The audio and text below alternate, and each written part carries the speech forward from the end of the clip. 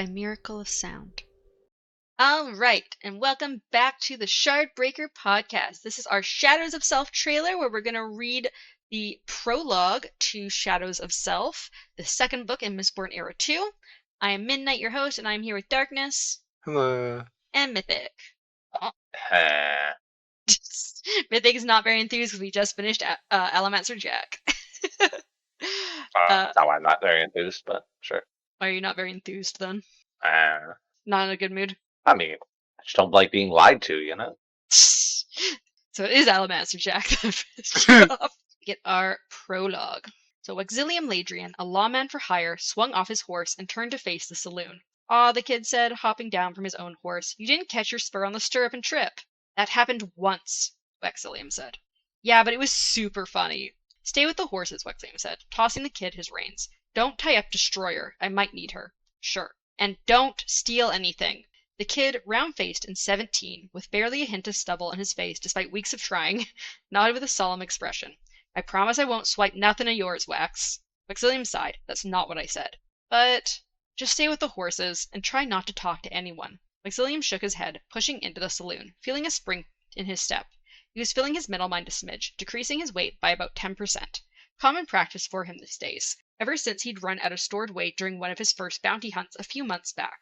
The saloon, of course, was dirty. Practically everything out here in the roughs was dusty, worn, or broken. 5 years out here, and he still wasn't used to that. True, he'd spent most of those 5 years trying to make a living as a clerk, moving farther and farther from population centers in an effort to avoid getting recognized. But in the roughs, even the larger population centers were dirtier than those back in Elendel. And here, on the fringes of populated lands, dirty didn't even begin to describe life. The men he passed in the saloon sat slumped low to their tables, hardly looking up. That was another thing about the roughs. Both plants and people were more prickly, and they grew lower to the ground. Even the fan-like acacias, which did stretch high at times, had this fortified, hardy sense about them. He scanned the room, hands on hips, hoping he'd draw attention. He didn't, which nagged at him. Why wear a fine city suit with a lavender cravat if nobody was going to notice? At least they weren't snickering like those in the last saloon. Hand on his gun, Exilium sauntered up to the bar. The barkeep was a tall man who looked to have some terrace blood in him, from that willowy build, though his refined cousins in the basement would be horrified to see him chewing on a greasy chicken leg with one hand while serving a mug with the other. Exilium tried not to be nauseated. The local notion of hygiene was another thing he wasn't yet accustomed to. Out here, the fastidious ones were the ones who remembered to wipe their hands on their trousers between picking their nose and shaking your hand. Exilium waited, then waited some more, then cleared his throat. Finally, the barkeep lumbered over to him. "Yeah?" "I'm looking for a man," Exilium said under his breath. "Goes by the name of Granite Joe." "Don't know him," the barkeep said. "Don't—" "He's only the single most notorious outlaw in these parts." "Don't know him." "But—" "It's safer to not know men like Joe," the barkeep said, then took a bite of his chicken leg. "But I have a friend." "That's surprising." Barkeep glared at him. "Ahem," Exilium said. "Sorry, continue." "My friend might be willing to know people that others won't.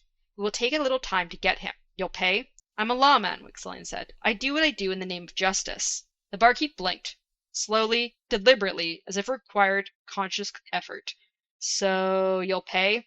"Yes, I'll pay," Exilium said with a sigh, mentally counting what he'd already spent hunting Granite Joe. He couldn't afford to go in the hole again. Destroyer needed a new saddle, and Exilium went through suits frightfully quick out here. "Good," the barkeep said, gesturing for Exilium to follow. They wove through the room, around tables, and past the pianoforte, which sat beside one of the pillars, between two tables. It didn't look like it had been played in ages, and someone had set a row of dirty mugs on it. Next to the stairs, they entered a small room. It smelled dusty. "Wait," the barkeep said, then shut the door and left. Exilium folded his arms, eyeing the room's lone chair. The white paint was flaking and peeling. He didn't doubt that if he sat down, he'd end up with half of it stuck to his trousers. He was growing more comfortable with the people out of the roughs, if not their particular habits. These few months chasing bounties had shown him that there were good men and women out here, mixed among the rest. Yet they had all this stubborn fatalism about them. They didn't trust authority and often shunned lawmen, even if that meant letting a man like Granite Joe continue to ravage and plunder. Without the bounties set by the railroad and mining companies, nothing would ever— The window shook. Exilium stopped, then grabbed the gun at his side and burned steel. The metal created a sharp warmth within him, like the feeling after drinking something too hot. Blue lines sprang up, pointing from his chest toward nearby sources of metal, several of which were just outside the shuttered window. Others pointed downward. This saloon had a basement, which was unusual out in the roughs. He could push on those lines if he needed to, shoving on the metal they connected to. For now, he just watched as a small rod slipped between the window casements, then lifted, raising the latch that held them closed. The window rattled, then swung open. A young woman in dark trousers hopped in, rifle in one hand. Lean, with a squarish face, she carried an unlit cigar in her teeth and looked vaguely similar to Waxillium. She stood up, apparently satisfied, and turned to close the window. As she did, she saw him for the first time. Hell, she said, scrambling backward, dropping her cigar and raising her rifle. Waxillium raised his own gun and prepared his allomancy, wishing he'd found a way to protect himself from bullets. He could push on metal, yes, but he wasn't fast enough to stop gunfire, unless he pushed on the gun before the trigger was pulled. Hey, the woman said, looking through the rifle sights. Aren't you that guy? The one who killed Pere the Black?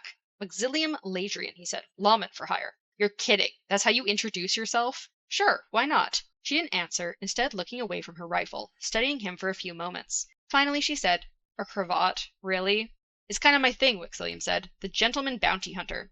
Why would a bounty hunter need a thing in the first place? It's important to have a reputation, Waxillium said, raising his chin.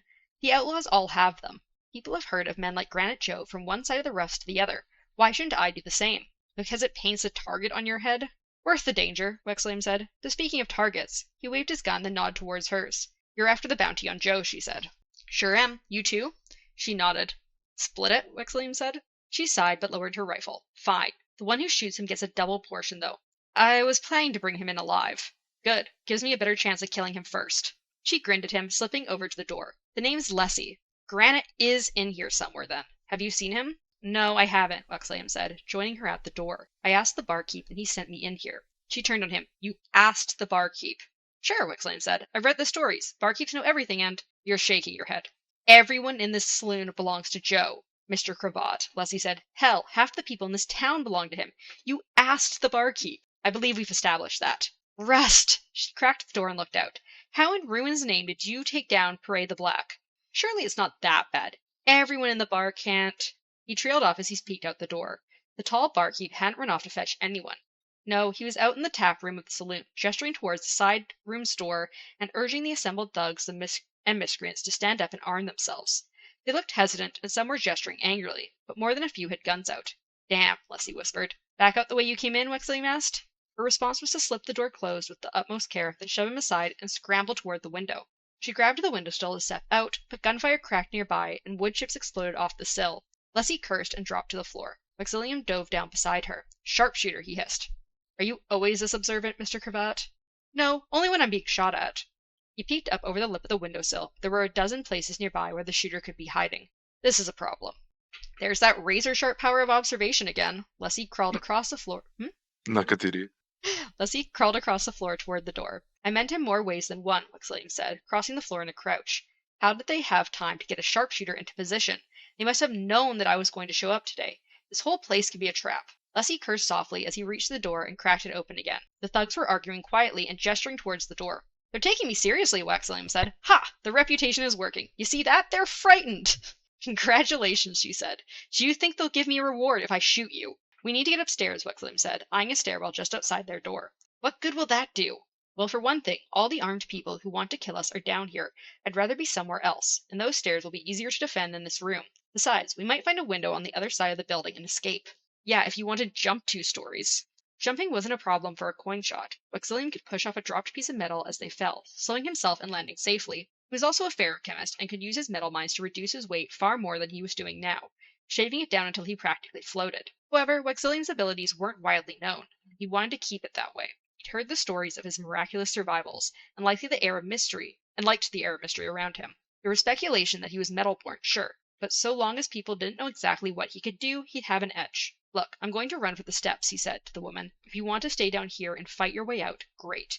You'll provide an ideal distraction for me. She glanced at him and grinned. Fine, we'll do it your way, but if we get shot, you owe me a drink. There's something familiar about her, Waxillium thought. He nodded, counted softly to 3, then burst out the door and leveled his gun at the nearest thug. The man jumped back as Waxillium shot 3 times, and missed. His bullets hit the pianoforte instead, sounding a discordant note with each impact. Leslie scrambled out behind him and went for the stairs. The motley collection of thugs leveled weapons with cries of surprise. Waxillium swung his gun back, out of the way of his allomancy, and shoved lightly on the blue lines pointing from him toward the men in the room. They opened fire, but his push had nudged their guns enough to spoil their aim. Waxillium followed Leslie up the steps, fleeing the storm of gunfire. Holy hell, Leslie said, as they reached the first landing. We're alive. She looked back at him, cheeks flushed.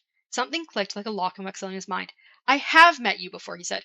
No, you haven't, she said, looking away. Let's keep the weeping bull, Wexelium said. The dancing girl. Oh, gods beyond, she said, leading the way up to the stairs. You remember. I knew you were faking. Even Rusko wouldn't hire someone that uncoordinated, no matter how pretty her legs are. Can we go jump out of a window now, please? She said, checking the top floor for signs of thugs. Why were you there? Chasing a bounty? Yeah, kind of.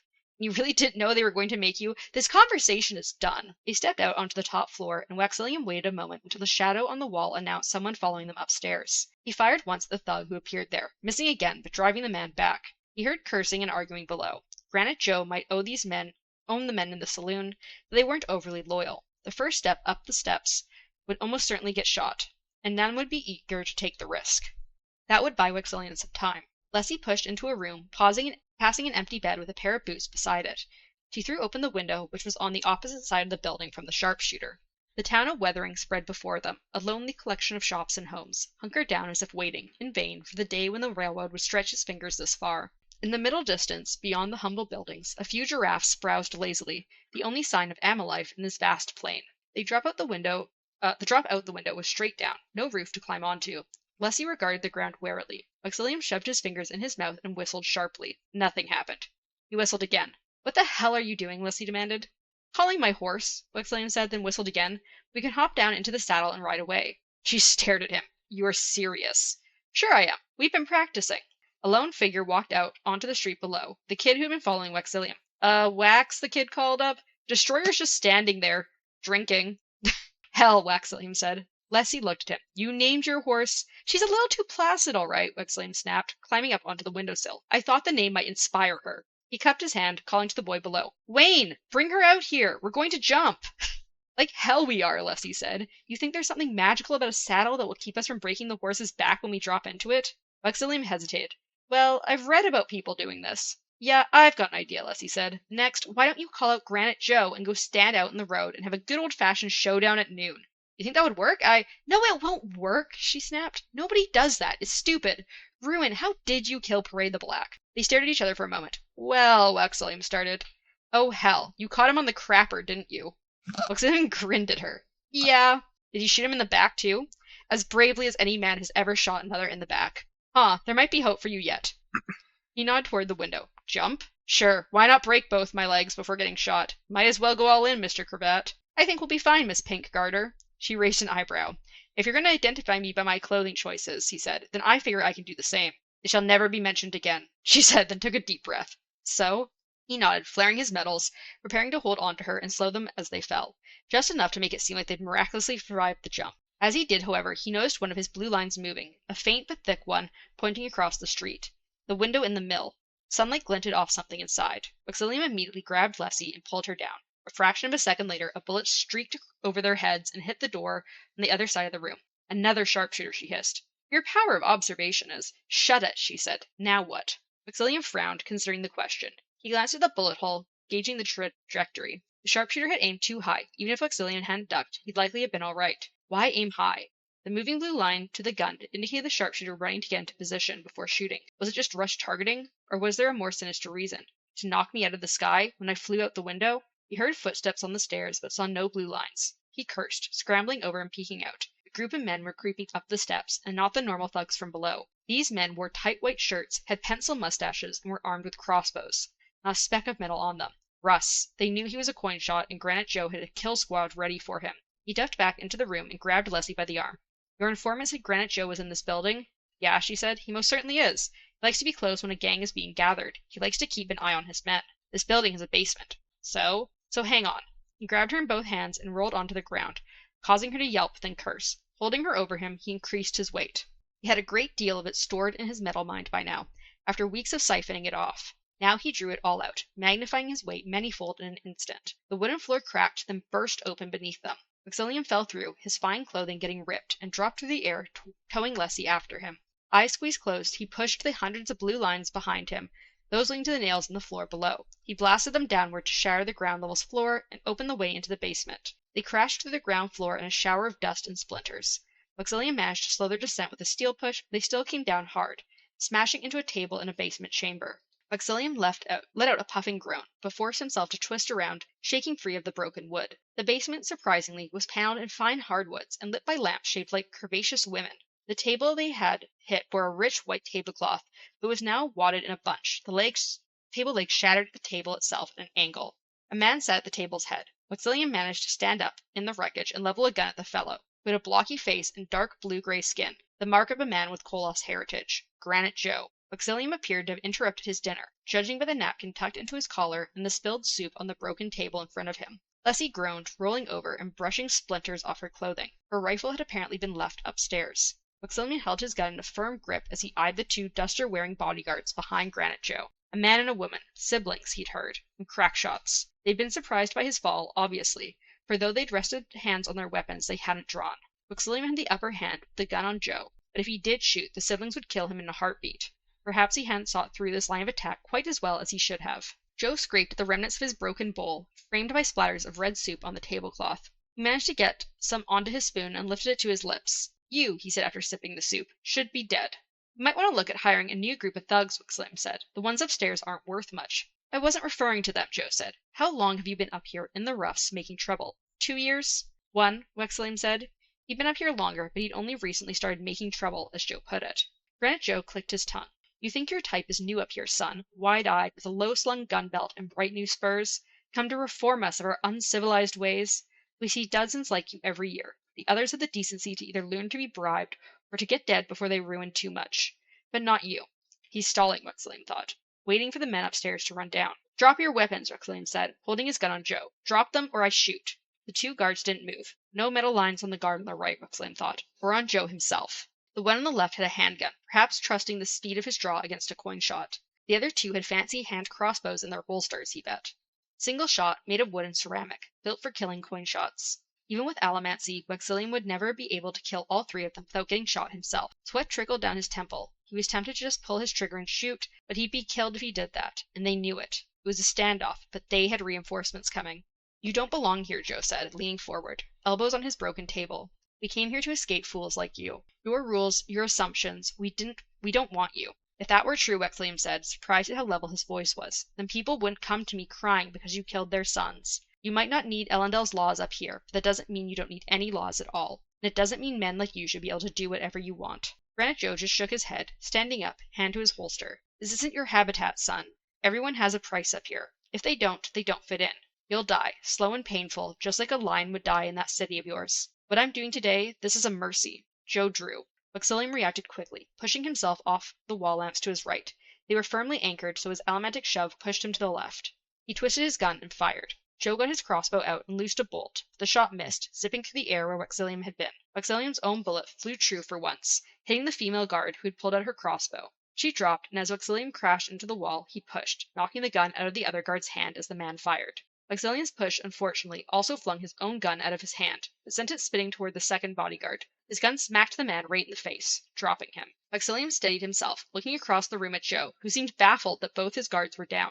No time to think. Maxillian scrambled toward the large Koloss-blooded man. If he could reach some metal to use as a weapon, maybe... A weapon clicked behind him. Maxillian stopped and looked over his shoulder at Leslie, who was pointing a small hand crossbow right at him. Everyone up here has a price, Greenwich, Joe said. Maxillian stared at the crossbow bolt, tipped with obsidian. Where had she been carrying that? He swallowed slowly. She put herself in danger, scrambling up the stairs with me, he thought. How could she have been? But Joe had known about his allomancy. So had she. Leslie knew he could spoil the thug's aim when she joined him in running up the steps. Finally, Joe said, do you have an explanation of why you didn't just shoot him in the saloon room when the barkeep put him? She didn't respond, instead studying Maxillian. I did warn you that everyone in the saloon was in Joe's employ, she noted. Maxillian swallowed. I still think your legs are pretty. She met his eyes, then she sighed, turning the crossbow and shot Granite Joe in the neck. Maxillian blinked as the enormous man dropped to the floor, gurgling as he bled. That, Leslie said, glaring at Maxillian, that's all you could come up with to win me over. You have nice legs. Seriously? You are so doomed up here, Cravat. Maxillian breathed out in relief. Oh, Harmony, I thought you were going to shoot me for sure. Should have, she grumbled. I can't believe... She cut off at the stairs clattered, the troops of miscreants from above having finally gathered the nerve to rush down the stairwell. A good half-dozen of them burst into the room with weapons drawn. Leslie dove for the fallen bodyguard's gun. Maxillian thought quickly, then did what came most naturally. He struck a dramatic pose in the rubble. 1 foot up, Granite Joe dead beside him. Both bodyguards felled. Dust from the broken ceiling still trickled down, illuminating sunlight pouring through a window above. The thugs pulled to a stop. They looked down at the fallen corpse of their boss, then gaped towards Wexilium. Finally, looking like children who had been caught in the pantry trying to get at the cookies, they lowered their weapons. The ones at the front tried to push through the ones at the back to get away, and the whole clamorous mess of them swarmed back up the steps, leaving the forlorn barkeep, who fled last of all. Wexilium turned and offered his hand to Lessie, who let him pull her to her feet. She looked after the retreating group of bandits, whose boots thumped on wood in their haste to escape. In moments the building was silent. Huh, she said. You're as surprising as a donkey who can dance, Mr. Cravat. It helps to have a thing, Wexilium noted. Yeah, you think I should get a thing? Getting a thing has been one of the most important choices I made at coming up to the Roughs. Leslie nodded slowly. I have no idea what we're talking about, but it sounds kind of dirty. She glanced past him towards Granite Joe's corpse, which stared lifelessly, lying in a pool of his own blood. Thanks, Wexilium said, for not murdering me. I was going to kill him eventually anyway, and turn him in for the bounty. Yes, well, I doubt you were planning to do it in front of his entire gang, while trapped in a basement with no escape. True. Right stupid of me, that was. So why do it? She kept looking at the body. I've done plenty of things in Joe's name I wish I hadn't. But as far as I know, I never shot a man who didn't deserve it. Killing you? Well, seems like it would have been killing what you stood for, too, you know. I think I can grasp the concept. She rubbed at the bleeding scratch on her neck, where she'd brushed broken wood during their fall. Next time, though, I hope it won't involve making quite so big a mess. I liked this saloon. I'll do my best, Wexilium said. I intend to change things out here, if not the whole Roughs, then at least this town. Well, Leslie said, walking over to Granite Joe's corpse, I'm sure that if any evil pianos were thinking of attacking the city, they'd have second thoughts now, considering your prowess with that pistol. Wexilium winced. You saw that, did you? Rarely seen such a feat, she said, kneeling and going through Joe's pockets. 3 shots, 3 different notes, not a single bandit down. That takes skill. Maybe you should spend a little less time with your thing and more with your gun. Now that sounds dirty. Good, I hate being crass by accident. She came out with Joe's pocketbook and smiled, tossing it up and catching it. Above, in the hole Wexilium had made, an equine head poked out, followed by a smaller teenage one in an oversized bowler hat. Where had he gotten that? Destroyer blustered in greeting. Sure, now you come, Wexilium said. Stupid horse. Actually, Leslie said, seems to me like staying away from you during a gunfight makes her a pretty damn smart horse. Wexilium smiled and held out his hand to Leslie. She took it, and he pulled her close. Then he lifted them out of the wreckage on a line of blue light. And that is the end of the prologue. All right. So what did you think of meeting Leslie for the first time? That's crazy. I loved her. And I'm sad because I know what happens, but out of every character in the books that we've read in this era, she's my favorite. Also, I'll be right back. So, okay, bye. I also like Leslie. She's pretty cool. She's pretty great. Too bad she's dead. Yeah, too bad. Too bad Wax shot her. She's dead just like, what's her name, you know? Well, I mean, he actually just shot her in the head and, like, potentially buried her. I'm pretty sure she's dead. Yeah, she's totally dead. 100%. Definitely not going to come back as something, like, 100 lives over here. Also, what did you think about getting another look into Wax's past out in the Roughs? Not a big fan? I don't like Wax, remember? I guess that's true. But you liked Leslie, so that was fun. I like Leslie, yeah. Kind of reminds me a lot of Wayne. What did you think about getting to see young Wayne? 17-year-old Wayne, still stealing shit. Yep. Apparently trying to and failing to grow facial hair. Like that never changes. Also, what did you think about Leslie swearing to the god beyond? Who do you think that is? Some unknown god that doesn't actually exist.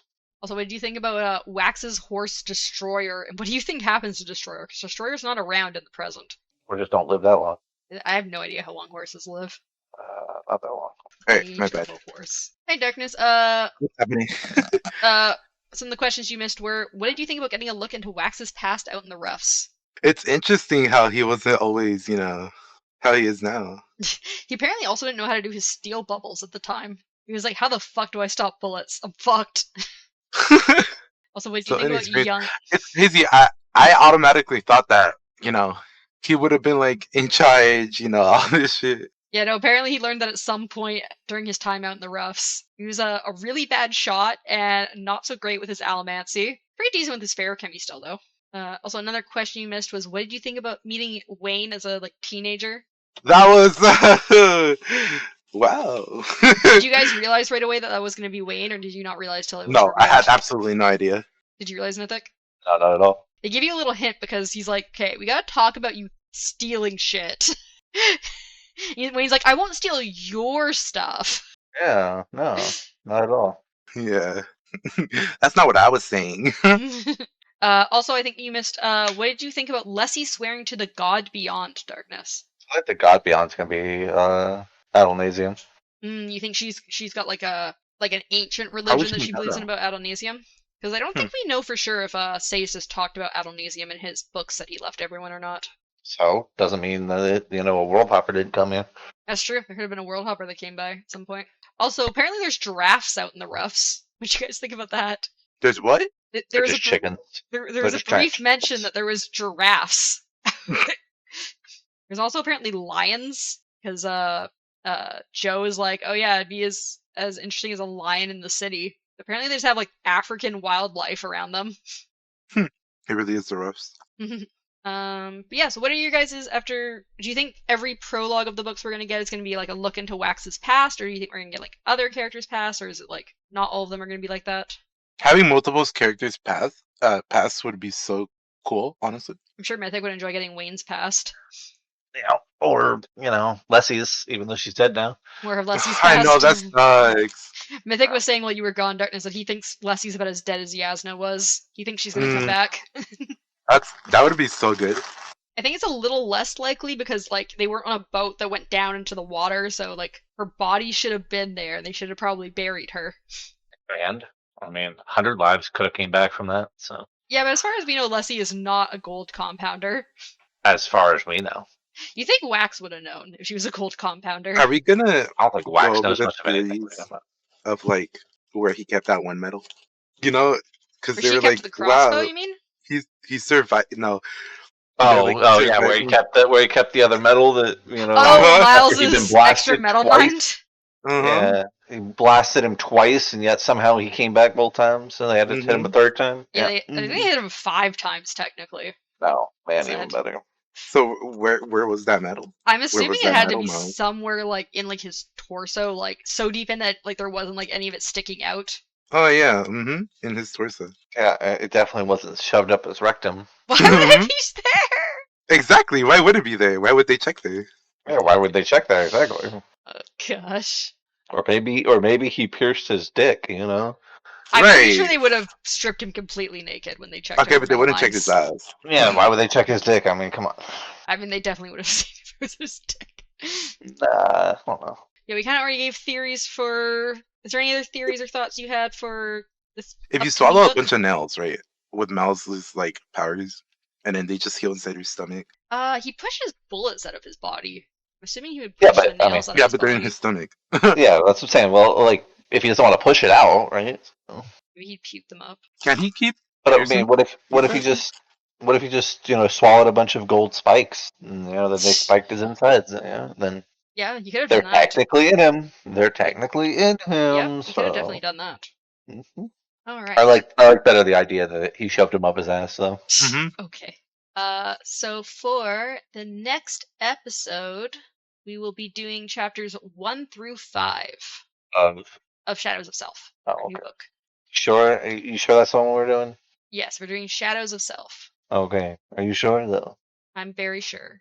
All right. So yeah, thank you again to our Patreons, Hubris, Caladize in Book 3, and Kyle. We appreciate you very much. Yeah, Kyle, you're the best. And we'll see you next time. Bye. Bye. Goodbye.